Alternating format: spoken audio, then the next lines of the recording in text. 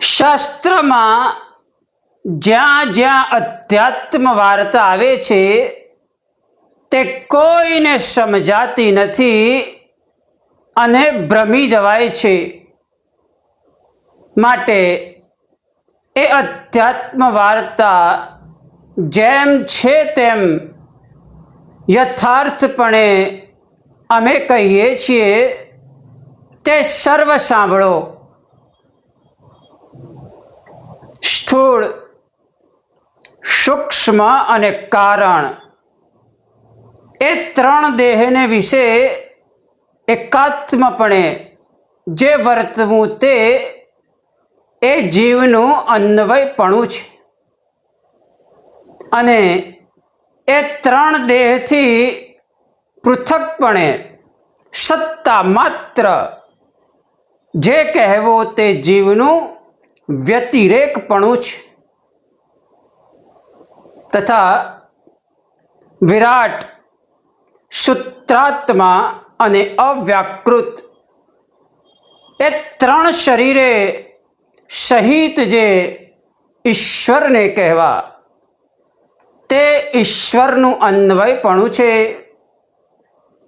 અને એ ત્રણ શરીરથી પૃથક ને સત્તા માત્રપણે કહેવા તે ઈશ્વરનું વ્યતિરેકપણું છે.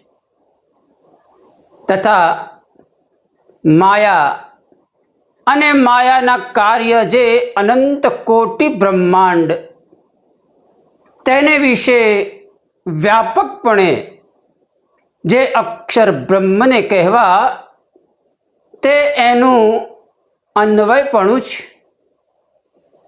અને એ સર્વથી વ્યતિરેક સચ્ચિદાનંદપણે જે અક્ષર બ્રહ્મને કહેવા તે એનું વ્યતિરેકપણું છે.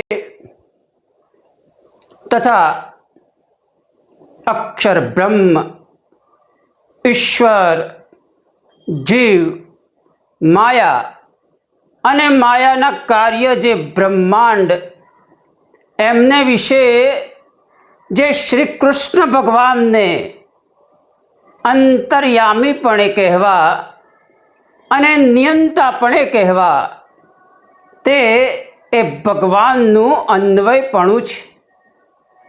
અને એ સર્વથી પૃથકપણે કરીને પોતાના ગોલોક ધામને વિશે જે બ્રહ્મ જ્યોતિ તેને વિશે રહ્યા છે એમ જે કહેવું તે ભગવાનનું વ્યતિરેકપણું છે.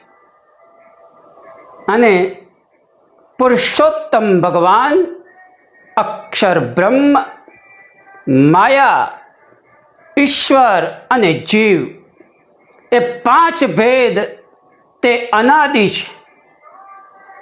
પુરુષોત્તમ ભગવાન, અક્ષર બ્રહ્મ, માયા, ઈશ્વર અને જીવ એ પાંચ ભેદ અનાદિ છે, અનાદિ.